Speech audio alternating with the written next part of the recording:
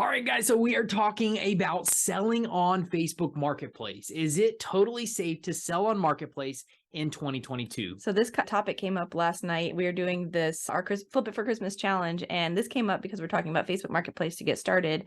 And yeah, so we just want to talk about it on here today. Yeah. So we want to dive in, and we want to kind of kick it off with probably one of our craziest Facebook Marketplace stories. I would say that's probably our craziest of a time where we had somebody come to the house to pick up an item, and he got a little bit angry and ended up outside of our house screaming at us. So I'm gonna dive into that story because it was crazy. Definitely. So this was a Pilates tower machine. Killer deal. We got a really good deal on this. I think I paid $100 and some for it. I had it listed for over $2,000. It was probably a $3,000 unit. That's nice. I use that thing all the time. Yeah, it was a really nice unit. So yeah, we had it listed. I believe it was $2,000, $2,500. We had it listed for something like that. This was actually brand spanking new when I got it. So you got it for, that was when I was personal training. You got it for, right? That was the same one? No. Oh, I thought it was Pilates tower. Okay. You're talking about one of the Total Gym. The other one that we sold. Sorry, I was thinking about that one. Yeah. So this was a tower. It was a brand new tower, and it was an addition for Pilates, a special type of Pilates, whatever the Pilates machines that they had. So, like I said, super expensive. I think I had it listed for $2,000, $2,200, something like that. Somebody messaged me and got me down to $1,750. That's what I told them I would do, and I told them before they came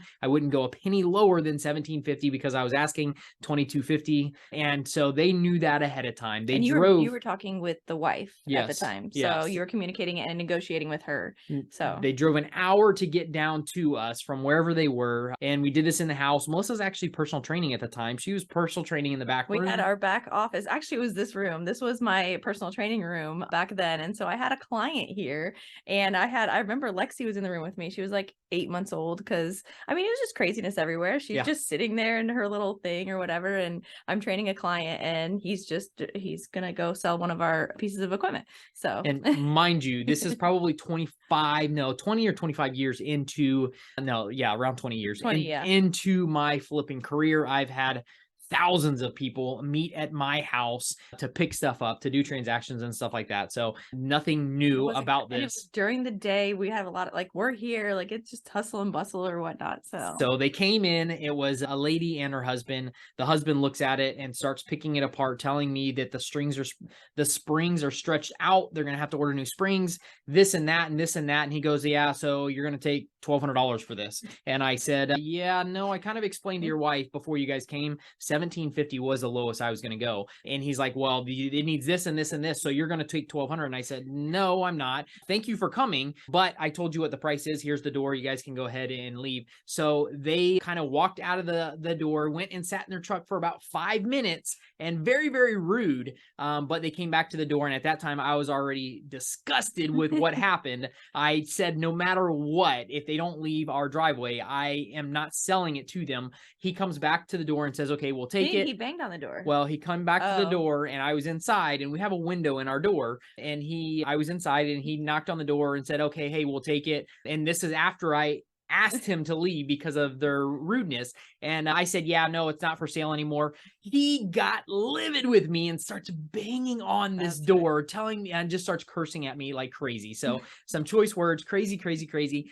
That was the whole incident. He did that for probably 5 or 10 seconds. And then he walked back. He got the point, walked back to his car. She was not really happy with him. No. She wanted the machine. She knew how much money she was saving and the condition that it was in. Like I said, it was brand new. So she was not happy. That's why when they went back to the car, I'm sure she told him, hey, you need to go, make this situation right, because we came here to get this and we need this. And when he came back, I was already super disgusted with how he acted inside my house. So yeah, I didn't let him back in. I made them leave. And yeah, so it was crazy. This is the one and only that I can remember of out of thousands and thousands of transactions that this was just over the top crazy. So that leads into our question. Is it safe to sell on Marketplace and meet up with people? And meet in person. And out of all the transactions we've done and met in person, that was really the biggest one that we could think of, that really the only one one that has been, I mean, I heard it all from the back room. So it's like, what's going on out there?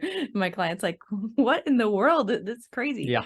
So yes, we would say that overall it is safe. And we're going to give you some safety tips that you can use to help prevent some things. And one thing that we got out of this thing, we did a lot out of the house, is we stopped meeting people at the house just because we're like, yeah, it's not really worth it. We have kids now. It's just not worth it to bring people to the house. And we could have loaded that thing up and put it in the truck. And what we normally do is we meet people in a public place. We'll meet them at usually at local strip mall, a local, like with a bunch of stores and restaurants or whatever, and very public place during the day. And that's usually where we meet them. And it's not a big deal. So in some instances, you might not have the option to meet somewhere else. Like I said, we don't want to scare you because this is one out of thousands and thousands of transactions that I have done. So it's not the end of the world if you do let somebody come to your house. Typically, you're not going to it's fine. You're not going to get somebody crazy like this. And to do the same thing that we did, make sure you're agreeing on a price ahead of time. They can come if you're willing to take less. If there is something that they didn't know about, I would urge you to maybe take less if they get there and there's like, okay, something's not right with this, or it wasn't in the condition that I thought because I couldn't see good from your pictures. And you have taken less. I have. It was the way that he delivered himself and that you'd already negotiated it down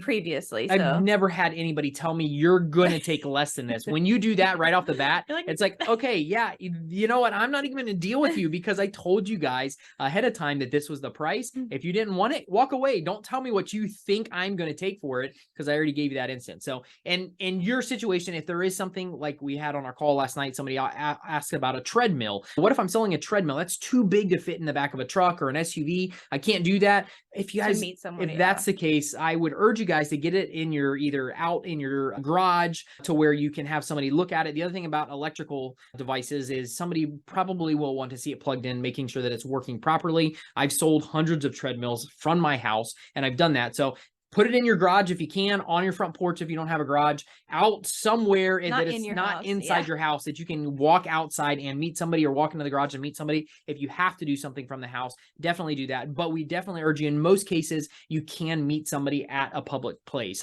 We would definitely tell you to meet if you have a close police station, fire department, something like that. If you have a scammer or somebody who's a little crazy, they're not going to show up at a fire station or a police department parking lot knowing that that's where you're meeting them at. So that is one safety precaution. If you don't have that close, don't stress out. Go to a big public place, the biggest one around that has a couple stores, has cars in the parking lot and stuff like that, just to be safe. You have other people around you. Yeah. And if you don't, like, you can't, like you said, and you have to do it at your house, have somebody come to the house if you're by yourself. Like, just have a friend pop over at the time you're going to meet them, just to be safe. It's never a bad idea. And if even meeting people, if it makes you feel more comfortable to have a friend with you when you're going to meet somebody. I usually don't like to meet up with people by myself. I've done it with the kids. For some reason, with the kids, I feel safer. I don't know. It's weird. But usually I'll go with him. You've met up with tons of people by yourself. So just, gauge how you feel. But having a friend with you is never a bad idea. So. And the cool thing about Marketplace is usually you have somebody's profile. So you can check them out. Melissa typically lists on her name. So there are women who usually reach out to her and want to do that. She can go and check their profile. You can definitely,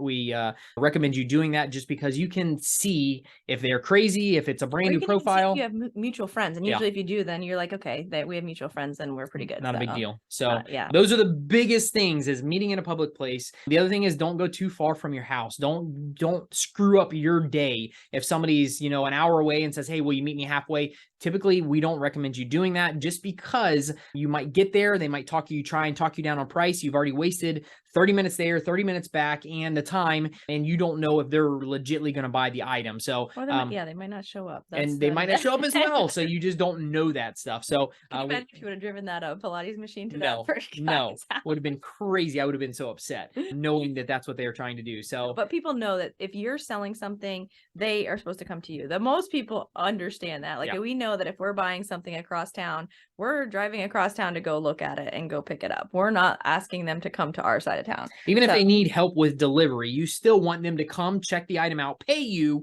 before you actually take it and deliver it for them. If you work that out in the deal, you charge extra for something like that. You still do not want to take it until they have seen it, inspected it, paid you for it, and then you're going to take it and deliver it. Just make sure that's the safest way to do it without getting beat up on price and screwed for driving long distances. So but after all the transactions we have done, we would say that it is safe to just but take precautions. And I think there was is it OfferUp that came up with like meeting places? There was, I don't know if it's Yeah, I still, think it is OfferUp. I don't know if it's still a thing, but they actually created meeting places Close to you. like that were public, Yeah. that were public areas that were safe places to meet up. So to give you some Yeah. recommendations. So most people have but yeah. supermarkets, Yeah. strip malls, police Yeah. stations, fire departments, all those places that have have people around you when you're meeting up with somebody. And don't do it in the middle of the night. Don't do crazy stuff like that. Do it in the daytime. Even if you're working, if you can't take somebody with you, it's always safe to do something like that. So it is, you're, like I said, you're not going to run into crazies all that often,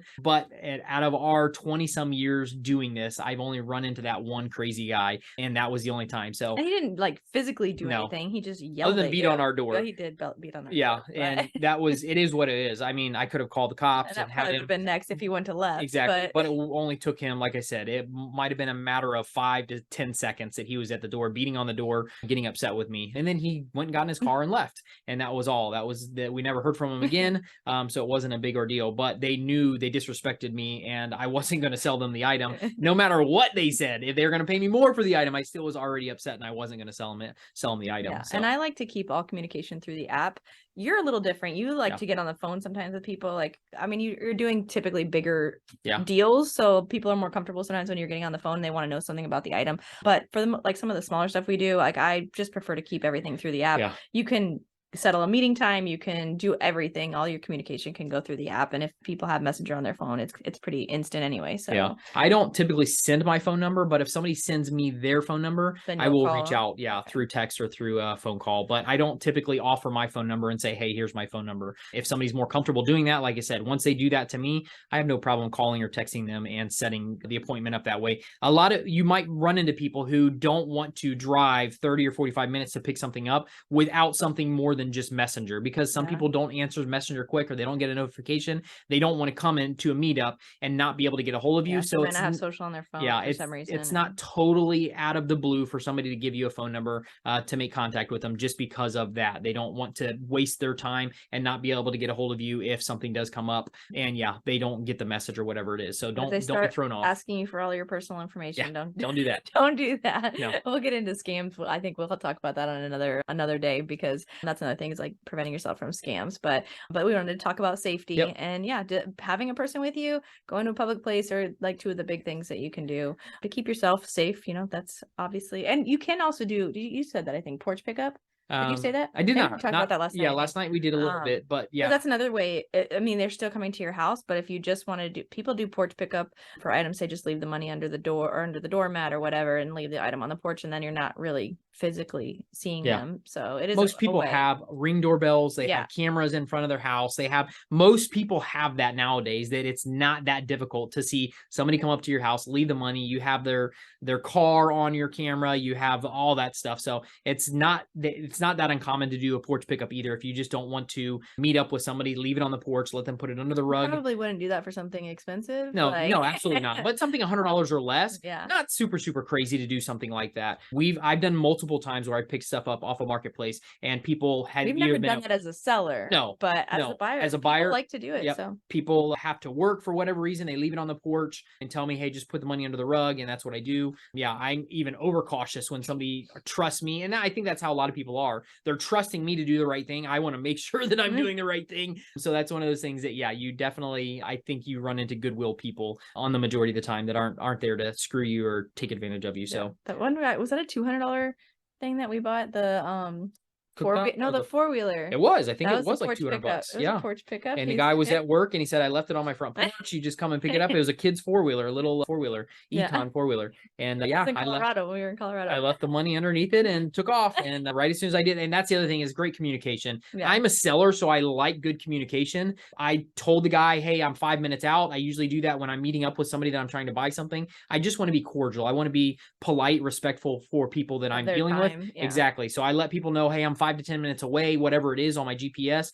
And then when I get there, if it's a porch pickup, I let them know, hey, I just got the item. I put the money under the rug. I'm taking off right now, that kind of stuff. So they have communication with you. They know that you're doing what you're saying you're doing. So I always, as a seller, I want to be communicated that with. Yes, as a seller, I want that So communication you for do the it buyer. too. So I do Yeah. the same thing when I'm the buyer to the sellers. I want to be treated the same way. So Yeah. So this is the kind of stuff that we are talking about in the challenge right now. It sparked this conversation. yep. So there's still 3 weeks left. So we just did the first week. If you want to jump in, you can still grab the replay and make $250 extra for Christmas. It's flipitforchristmas.com. Yep. You can check out the link below if you still want to jump in. We'd love to have you. And thanks so much for watching this video and listening to the podcast.